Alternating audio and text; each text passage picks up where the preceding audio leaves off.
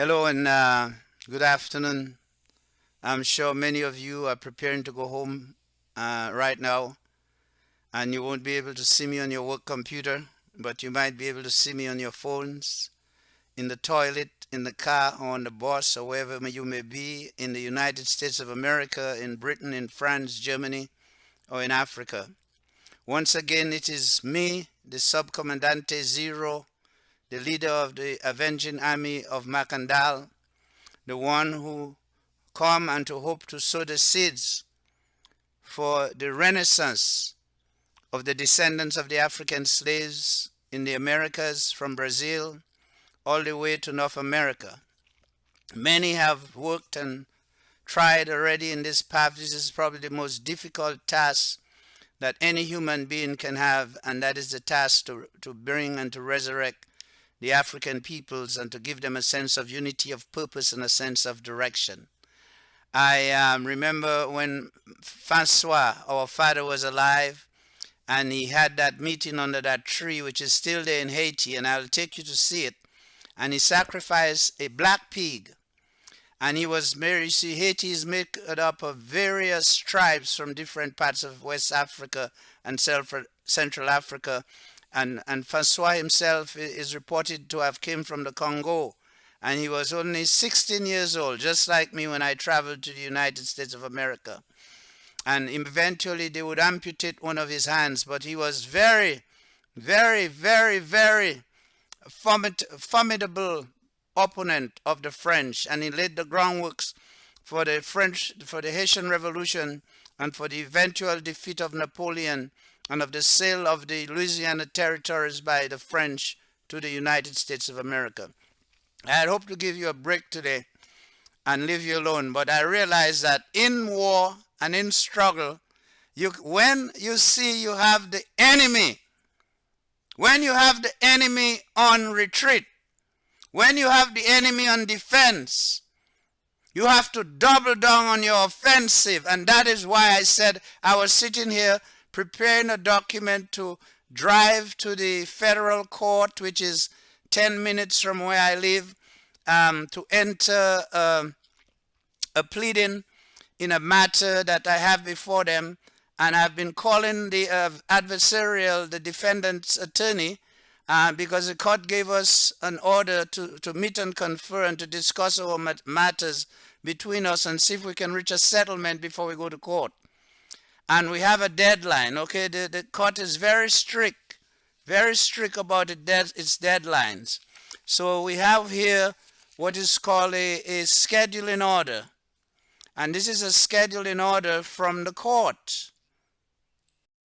So what you're looking at here is a beautiful,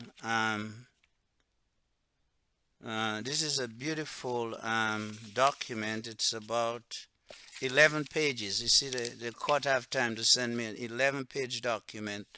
Okay, you see here Lander versus Tanner, and Lander versus Tanner, I don't know if you can see it, but they say that you must meet and confer, and if you get into a settlement, let the court know, right? Before I disconnected the power of the computer, and maybe that affected the effectiveness of the lighting. Anyway, I'm telling you, so they want us to talk, discuss our matters, so we can either settle or agree before we even try to go to court. Because the court wants to save time and money. Time is money and expense, okay? And down here, the court don't keep things for 10 years, 8 years, 7 years. If it's 1 year you don't respond, they just throw it out. They dismiss it for want of prosecution, okay? So we're the plaintiff. They're the defendant. They served us, but they didn't serve us properly, so I filed a motion for dismissal for improper service, because service is critical in all legal matters, okay? So why was I calling you today? Because I can't email you. I sent you the last message. I say, what is your purpose? What is the purpose of Desmond Charles? What is the purpose of Michel Theobald? What is the purpose of Mary Theresa Etienne? Instead of just taking government money and not doing your jobs, right? And I remember my leadership in spite of my differences with my leadership, Bernie Stevenson, she said one true thing. She said, Mr. Lander, it's not my fault that the registry not doing their job. She says, it's not my fault that the registry is making your papers disappear. I'm not responsible for that. And I believe Judge Stevenson. But Judge Stevenson and we underwent a heavy, serious struggle in the last 11 years. And her last act for her own redemption and for her own sake, she made sure she brought my cases current before she left. And she acted like, oh, I'll put you in trial for August. But I know August is a vacation for the court. But my lady gave me, she gave me that respect, or she had come to fear me enough to know. Because when I mentioned my sympathies for Mr. Bruni, she said, oh, we see your emails. Well, of course you saw my emails. My emails are there to be read. And they will be read by the justices, the appeals clerks, and everybody. Because I'm not doing this for nonsense. Sitting here and speaking to you is a great and heroic effort. Okay? Nobody can just speak like that. I mean, people tremble, they shake when they go to speak in public, or they go to speak before a court or before whoever, an audience. I, on the other hand, have to sit here with no notes, no nothing, and just speak to you, how they call it, extemporaneously. You know, the English language is not my best, because I first grew up speaking Masakan, Patois, broken English, Roseau English. Then I came to the United States, I speak Negro English, and then I attempt at most times to speak standardized English. And I don't claim to like the Africans, so I speak the Queen English. This Queen is not a friend of mine. You see, you people over there, Elizabeth the witch died, and you cry, and you have memorials for Elizabeth. Don't you know what the British did to us? And then yesterday you had an election, I believe. Today is the 7th, right?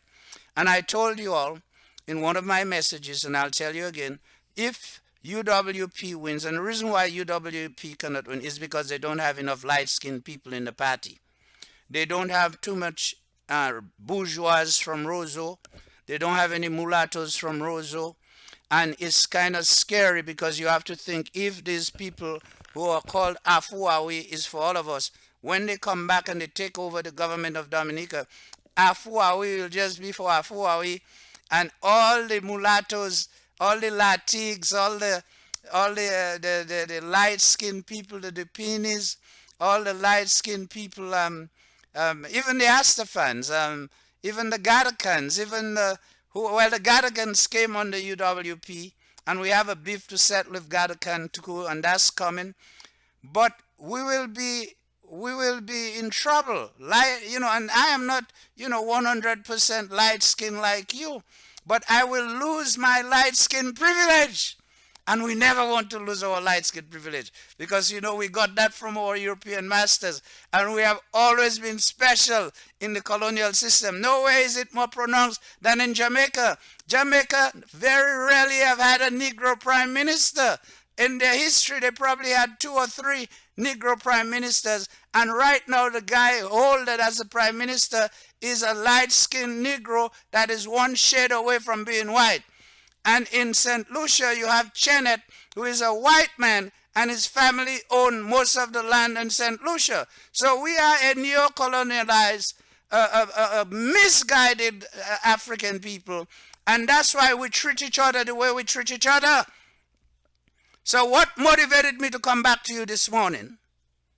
What motivated me was the fact that I realized, and I said, you know what, I have to remind these people that if China, a country that is so tough on its people, that the people broke loose to say we are not going to be afraid anymore. To hell with COVID. To hell with zero tolerance of COVID. We are going to go to the store. We are going to leave our homes. And if you want to kill us, kill us. The same thing in Iran. In Iran, they have their system now for 43 years, and they want to impose, you see, and that's what we should impose on you too. In the Caribbean, all of you call yourself Christians. All of you say you believe in Jesus. So what you need is a theocracy. You need to be ruled by the rules of the Bible. Thou shalt not kill, thou shalt not steal, thou shalt not covet thy neighbor's wife, thou shalt not covet thy brother's land, and so on and so forth. And where you violate those laws, we need to apply Bible principles. That's what people say they want. So the people of Iran said they wanted an Islamic republic. Pakistan is the most unstable country in the world, and they were founded as an Islamic republic too. But they have nuclear weapons. The only grace we have is that hopefully the floods destroyed those nuclear weapons, because if they are in silos and water went in there, the water is going to destroy the electronics and the computers of the nuclear weapons. And you cannot fire a nuclear weapon without calibrating it, without putting in the codes and so on. You have to arm it, okay? And then the rocket can fire. Now I am telling you that people all over the world are saying enough is enough, and they're standing up. And that's why I say when it starts with individuals, and an individual like myself, and if I tell you 12 years was too long, 8 years is too long, if I tell you you have to stop with the tricks, and you have to treat me the way you treat any other fucking attorney, you have to give me the courtesy and the professional courtesy and the privileges that is afforded to any fucking attorney, so long as I told you I am defending and prosecuting my own fucking case. And when you undermine me, when you treat me different, because Mr. So-and-so is standing there, and my so-and-so is coming here, and you want to give my so-and-so priority, and Mr. So-and-so priority, and you want to give the white man priority before me, I am telling you, enough is enough. There is a limit to everyone's patience, and you never know what is going to trigger a person. When that man denied me the opportunity to show up in court, to ask that judge to set that case, to give a determination once and for all, that man committed a crime. That man have yet to be disciplined, yet to be sanctioned. Etienne didn't call him in her office and say anything to him. It's okay with Etienne what he did. That's why I say, what is the purpose of Etienne? What is the purpose of Desmond Charles? What is the purpose of Michel Theobald? These people need to move on. Go and find new work. Leave the islands. Go to a foreign country. And if need be, go back to the work of Mary Magdalene. Go and work like Mary Magdalene. That is the curse of the voodoo master, and that is what I call upon you for trying to destroy me, for trying to interfere with my territorial integrity, for trying to interfere with my financial and economic interests. Putin told them not to move NATO. They moved NATO. Now they say now they want to get bold.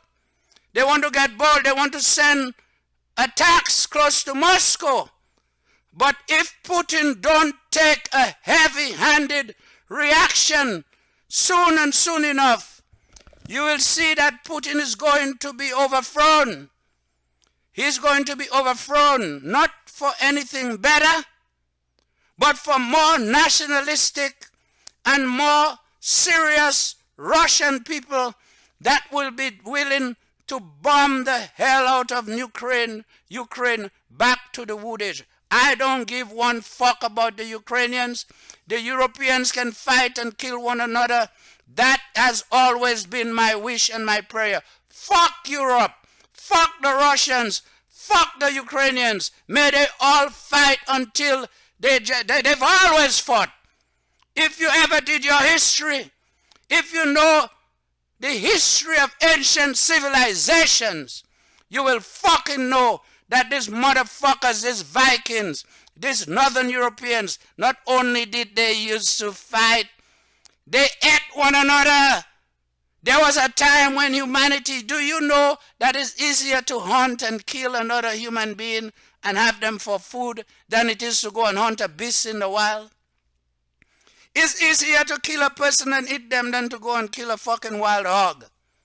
And once upon a time in the history of humanity, that's what happened. Humans used to eat humans, and we will probably go back to that. So I'm saying to you before I close, 8 years is long enough. And when Leroy Peters deceived me on the 10th of November 2022, he committed a crime. I am so thankful to my ancestors that I was not present on the island of Dominica or in any proximity to the courthouse. I am so grateful that as of this moment, I am not in any proximity to any one of you. Because this is my will and my strength and my power and my discipline that keeps me back. Because my mind wanders and it thinks about things and it comes up with all types of creative things. And then my ancestors speak to me and they say, Peter, you dare not. You dare not. That's exactly what they would like you to do. You dare not. You are stronger, you are wiser, and you will be victorious. And as always, I told you, as always, okay, the slogan is resistance. You see what you're seeing here and what you're hearing here is resistance. Fight, struggle, struggle, struggle, struggle, struggle. And then victory, victoria, victoria. Resistencia, la lucha y victoria. Y victoria. A luta continua. A luta continua. A luta continua. This struggle will continue until we have a full and a manifest and an undeniable victory. You don't know. You see, when you take the pressure off of you, you go back to your old ways. You go back to party, all-night fete, bottle fete, rise and wine. Rise and wine. Imagine you're a lawyer, you're a judge, you're a magistrate, you're in rise and wine. That is beneath your nobility. The Minister of National Security is behaving like a wayward coward on the streets and in front of the people, behaving like a coward with no nobility at all. And he is responsible for the judiciary. What else? I should know better. If that's your leader, why should I expect any more from you? But I am giving you this message. Get me out of your business. You don't want me in your kitchen, because your kitchen is going to catch fire and it's going to blow up. I bless you, as always. May the spirit of Francois Macandal, everlasting, ever being, ever grateful for what he has taught us. And may this struggle continue until victory. A luta continua.